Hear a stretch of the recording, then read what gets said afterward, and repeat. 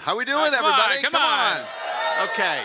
It's the It's Super Bowl. There we go. There we go. I first of all, thank you to Adweek for allowing us to spend some time together.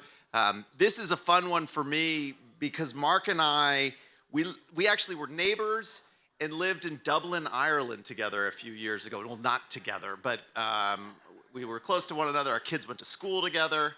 We spent a lot of time not doing work stuff, and now we're going to do 22 minutes of work stuff. So this should be pretty good.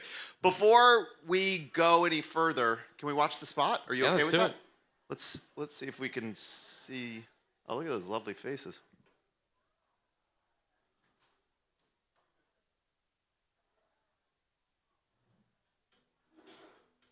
Not the only one. This can't be heavy. Tell me about your mother.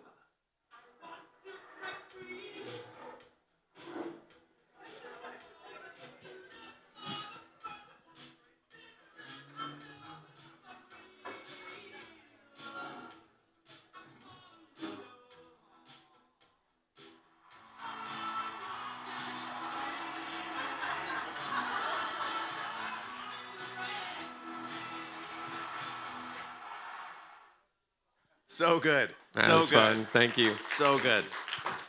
I guess we should start with just you managed to pull a lot of cultural icons into one spot. We've got the Coldplay moment. We've got that polar bear guy. We've got the Pepsi challenge. Like, how do you think about making that work? Because it really worked based on everything we heard in here. How, as you were going through the production, as you were thinking about the creative idea, how'd you get that there? Look, I think first off, it has to have a reason to exist and a business objective behind it. And here's the reality: we started this process last year. We relaunched the Pepsi Taste Challenge in the U.S. I've been doing it internationally for many years when I was CMO International, and we wanted to celebrate the fact that 2 out of every 3 people that we tested, we did over 120,000 tests, a million samples, chose my product over the competition. And basically chose taste. And, going out and putting a bunch of numbers on a screen isn't fun. And so, working with BBDO and our internal content production team, we kind of riffed on a bunch of different ideas. And I think the hard part about Super Bowl is it can be a trap, like a celebrity trap or a one and done trap. So it was hard to kind of find the perfect thing, but actually in this case, there was a whole bunch of ideas, with all due respect to my agency, that I hated, and I'm like, no, I hate that. But there was this little idea of a teaser of just doing that first screen. I'm like, there's something there, let's work on that. So, and we did, and I think to bring to life the actual challenge, to be a little bit cheeky with our cola-loving bear friend, to tell a story which is ultimately about taste and also about it's a little bit about like the competitive spirit in our category, but more importantly, it's about culture. And the Easter egg, the concert moment at the end, that was a lot of fun too. Like it just all kind of came together. And I just am blessed to have an amazing team. Gustavo Reina, who we also live together, who made who made this, and I think we're all super proud. And the internet blew up, people are ripping it off. Like it's just a lot of fun. But more importantly, it's reinforcing what we wanted, which is our product has a taste advantage. And if we can do that in a fun, creative way at the Super Bowl, people will remember and ultimately buy more. That thing you said at the end, or you said it along the way, 2 out of 3 people prefer. I mean, that's as probably good as it gets from an insight standpoint. Can you talk to us about the balance of insights versus creative inspiration?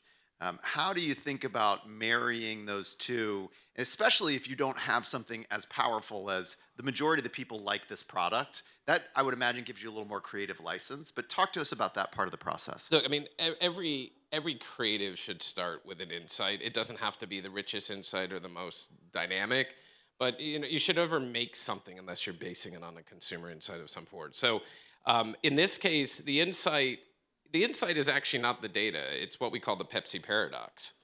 And many categories have it. You believe one thing, but the truth may be different.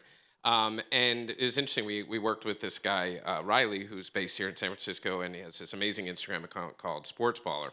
And he created an infographic to tell our story. And so this combination of the insight of the data the cultural insight and the human insight of we all have biases and we kind of get caught into thinking one way but maybe acting differently was at the core of the idea. And I think that then you tie in all the other bits and a great track, by the way, it kind of gets to a special place. But the most important thing is everything has to start with an insight. And as marketers, we have to hold ourselves accountable to that. Very well said. Thank you for that. Okay, you've got to get this great insight. You know you are likely going to have a spot. When you're sitting down with your finance partners and you're looking at should we invest, shouldn't we invest, is this the right thing to invest on? And finance partners, bless them, they always want maybe money back more than money going out. So talk to us and maybe educate some of the folks in the room on the right way to help a finance team appreciate that this endeavor will drive durable and profitable revenue for our business. How do you talk them through that and ultimately get to the place where you get to do something as awesome as we just saw?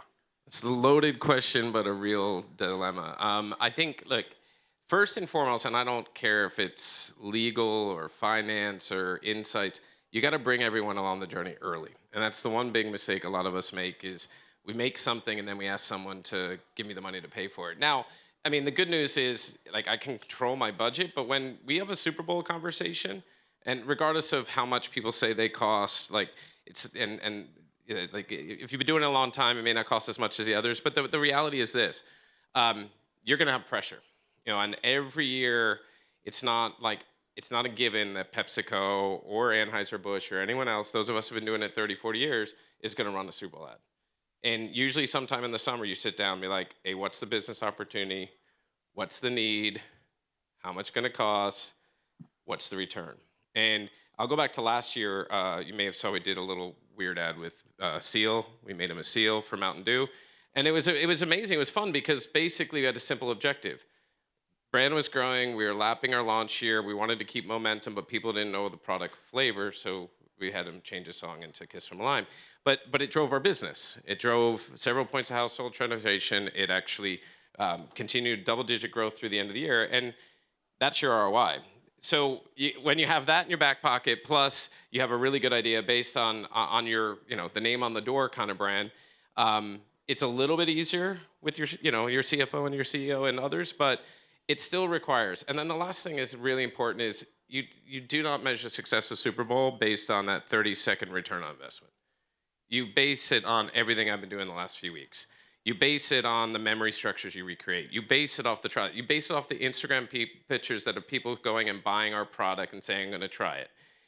That's what you base it on. And it's not always easy to measure, but I think ultimately when you add all that up, it's definitely going to pay off.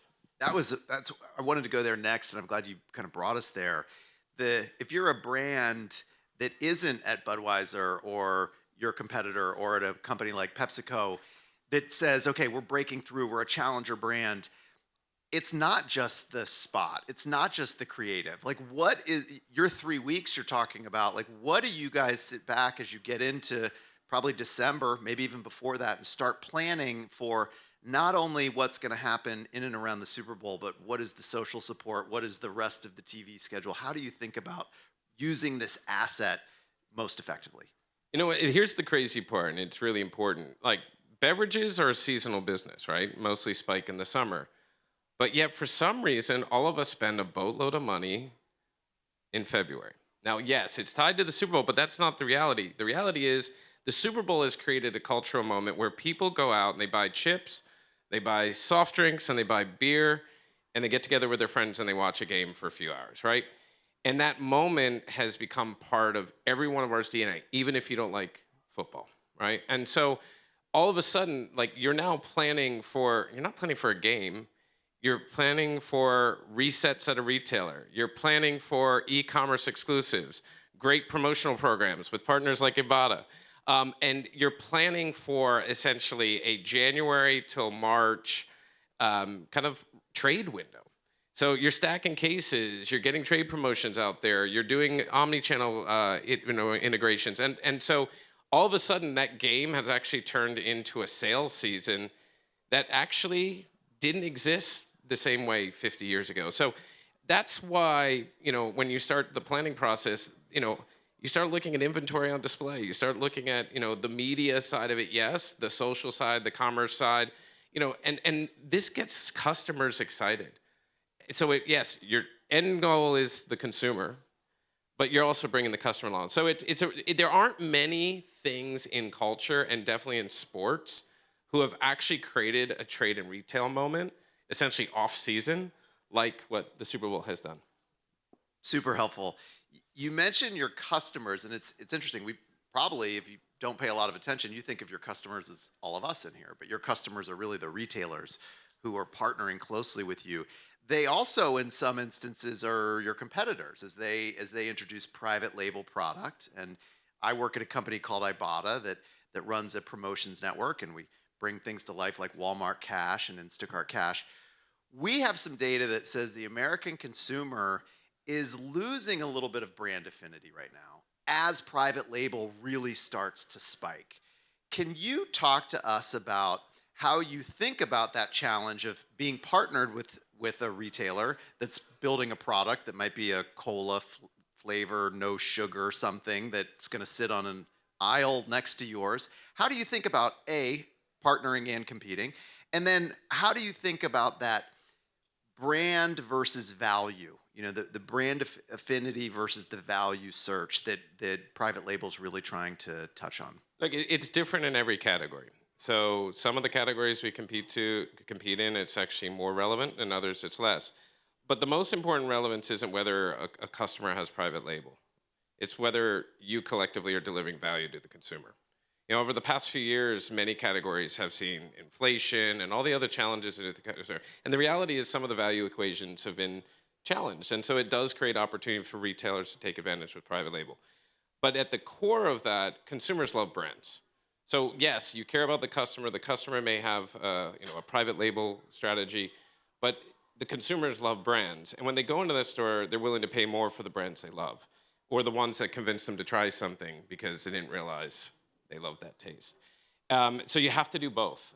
You have to make sure you've got the right value equation, which is about pricing, but it's bigger than that.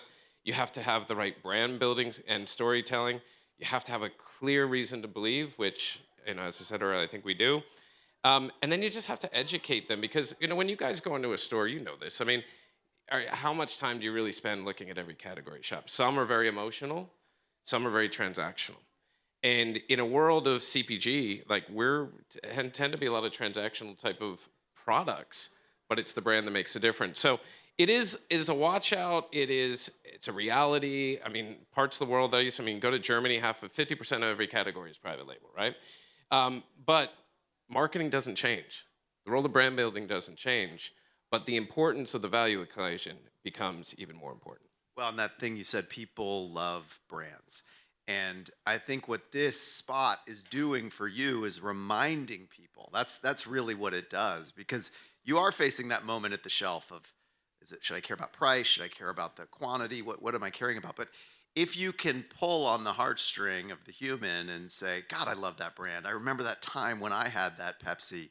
That's what you're doing, right? That's ultimately what this spot is all about. 100%. And that's why when and I've got a 16 and 18-year-old, and it's crazy the music they listen to from the 80s, right? Because of TikTok. And literally, it's crazy. So this nostalgia thing's real. So when you're telling a story about a product and you can tie in pop culture, modern culture at a concert, you can tie in a 50-year tradition of the Taste Challenge. You can tie in a great advertising battle that has been, just part of society and culture into one. It's kind of can be liquid gold. But the risk and the challenge of that is making sure you have a clear story and that people walk away and say, I want to go try a Pepsi, and I'm willing to pay more for this versus that. And I think that's, it's the 4Ps basic stuff for all of us marketing guys, but it's real. And I think it's important. I got some 4Ps love there, which is great. You're an academic professor? No. I was just with Marcus Collins, and he was the same kind of thing. But no, it's you have to realize marketing is not that hard. We make it hard, right? I believe in a very simple mantra, which is make simple special.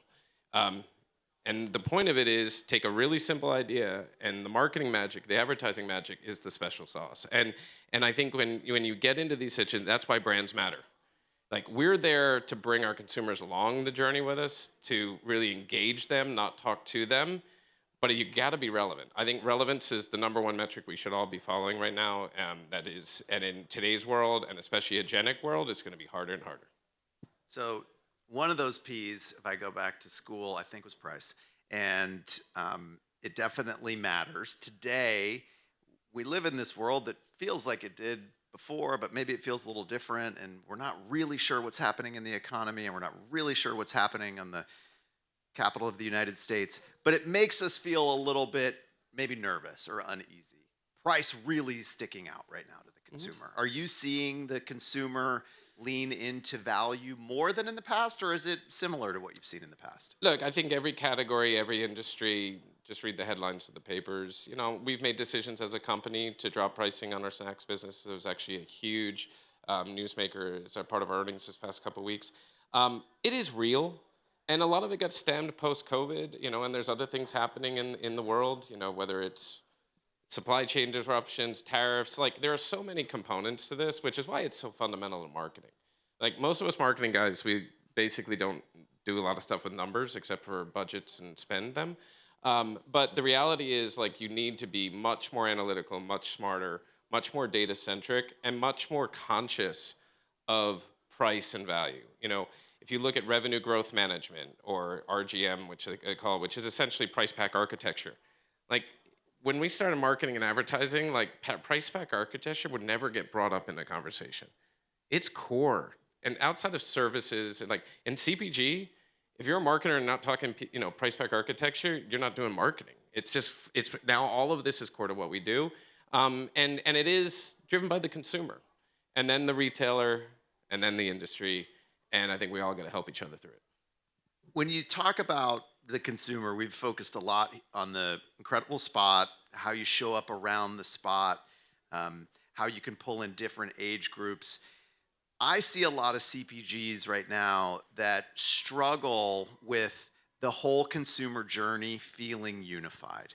And what I mean by that is sometimes you'll see this incredible TV spot like the one that you guys have live right now, and then you'll go to the shelf, the digital shelf, the real shelf, and it might just look like everything's the same. Or other times, you won't see anything from a brand. You won't hear anything, and you'll walk into the store, you'll go on to walmart.com, and you'll see this overwhelming, oh my gosh, here we are, here we are. How does PepsiCo think about that funnel, if you will, or spectrum from awareness and inspiration to consideration, and then all the way down to really trying to drive the purchase? Yeah, it's funny. The debate about the marketing funnel, and again, we're going to like marketing 101 stuff, but like the funnel is actually no longer linear. It's like a scatter plot of all kinds of random stuff, and it makes our jobs a lot harder, but actually creates more opportunity to engage consumers. So from a standpoint, look, I'm a big believer in what we call matching luggage, right? So you should ideally, you know, red line or blue line the whole way through everything you do. And the reality is it's not always easy, especially when you get to like an omni-channel commerce environment, because they change daily, or a social environment when you're relying on other people to help you tell your story through organic social or influencers. So I think it's a lot harder to really be, you know, back when I started, it was give me a TV ad, a key visual, and, you know, a display, and you were done, or an out of home. Like, that was it. Like, now it's got like 18 gazillion things, and it's hard to connect the dots. But for the starting point, again, simple idea, the more simple your concept is, your communication idea, your product, whatever it is, if you keep it simple, it's easier to execute. And every marketer I've ever met, including myself, has screwed that up. You know, we've all gone out of our way to overcomplicate the most interesting, simple idea. And then when it fails, we ask ourselves why, and it's because we did it to ourselves, right? So I think the secret sauce is simplicity. And if you can do that, you can have more connection, especially in omni-channel, like, because you don't know where that consumer, I mean, look, Walmart.com is like 26% of their growth is actually coming from online, so as total Walmart. So if all I do is create in-store displays with corrugate cardboard, I'm not helping. So I got to find a better way to connect with the omnichannel, which is the role of online promotion. It's the role of content. I mean, the amount of organic social that's driving retail sales today is phenomenal.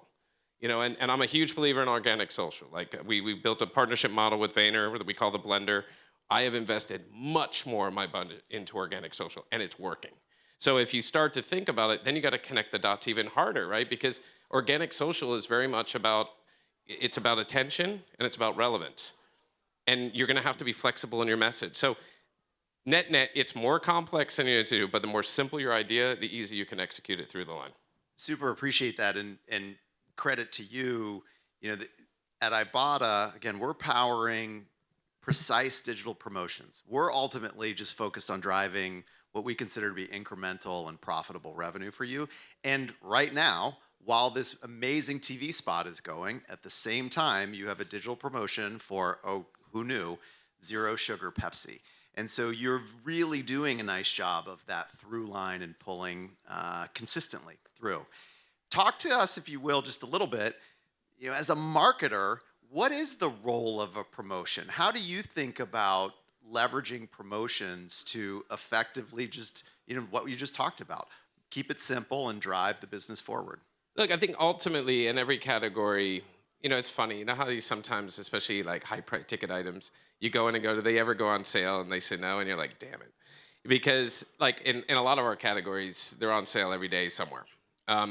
And the question that I would always challenge you and other partners on the promotions is that if a promotion just becomes a very tactical execution that only is focused on price, you miss the opportunity to do more, because every category's engagement levels are different, and brand strengths can be different. And I think promotions tool, despite whether it's a giveaway or a price reduction, it also needs to be part of like driving relevance, trial, and to some extent brand building. I think we because of the retail environment of promotions being essentially transactions, we forgot that first off, the biggest piece of media many of us have is our packaging. Okay, that's media. You think about every piece of promotion could be part of a story, you know, if you do it right. And so I think that's the important thing, is to kind of elevate the conversation in your overall marketing mix, you know, that the promotion needs to be integrated in the rest. And where I think it's become super important is in omni-channel commerce and kind of online, offline transaction, because, you know, and I remember 20 years ago when everyone was doing their own .com startup thing and creating different business units, we missed the connection. Now it's all connected, right? Whether you're a retailer or you're a brand. And I think that's where the promotional hook is amazing. Like we do a lot of wallet-based couponing now. Like, you know, your phone wallet. You know why those things are cool? And I know it's not yours, but like, you know why those things are cool is because they sit on your phone, right? So any wallet-based coupon that you can do, it sits on your phone. And guess what? It's always there. I looked the other day at 180 airline tickets that I haven't deleted from it, right? But it's always there. And what can that mean? It's you can turn it off and on. You can use push notification. And that's on your phone. In an online environment, there are so many other ways. And that's why partnerships like Ibotta and others, there's a lot more data. There's a lot more transparency and flexibility that you have. And it can turn promotions from transactions into like meaningful ways to build relevance. I think about it as striving for surprise and delight. You know, the promotion is just another tool, just like the polar bear is a tool. And if it can feel authentic and it can feel natural and it feels native to the experience, when you're on Walmart.com or you're on Instacart thinking about, okay, gosh, I got to get more soda because we have more people coming over. And then Pepsi's like, hey, here's $1 off. That is this moment. You weren't expecting that. You didn't go there looking for that. And so to your point, I think it reinforces brand value there. 100%. Okay, we are minutes away. I'm going to just go with 3 rapid fire finishing questions for you. Cool. Tell us your favorite spot that's out there right now that's not yours. It's always hard, but I have an answer. And it's hard because I'm going to give you 3, not because you don't want to hurt feelings. No, okay. no. I get it. I get it. And I had the conversation. So Jonathan Mendenhall, who used to run Advertising Co., is a very good friend of mine, and Laura Jones from Instacart. We were all together yesterday, and then I was also with Kyle Torrington, who's ABI, and we were all talking about different stuff. But like, So if you say emotional and not ours, so I have to take Lay's out of the cover, I think what Jonathan does is unbelievable. And I think Rocket storytelling with Lady Gaga, like about home ownership, makes you cry. If you like just fun, entertaining, crazy shit, then Laura wins. Like, I mean, that, and I asked her the whole story about why bananas. It's the #1 thing bought on Instacart. I was like, oh, that's interesting. But like, you know, watching Stiller and Boone flip around is amazing. ABI, multiple ads, like those guys had done, and I know I'm adding so many, but again, it's iconic, it's entertaining. Their music choice, I will give ABI credit. Their music choice is fantastic. I think we did a good job, but every one of their ads is unbelievable, especially their 150 celebration. I mean, you know, you just think about that. It's phenomenal. Yeah, so it's a combination of a lot of different things. But some ads are going to make you cry, some are going to make you laugh, and some are going to make you challenge your decision on which is your favorite brand. I like that one too. Okay, I'm just gonna wrap up with one where you can only choose one thing. Damn so it. it's just gonna be one. I don't know if you'll hurt any feelings, but just give us the winner on Sunday. So I'm from Boston, but I don't like the Pats. It's weird. I'm a Commanders fan. First game, early '80s. It was fun.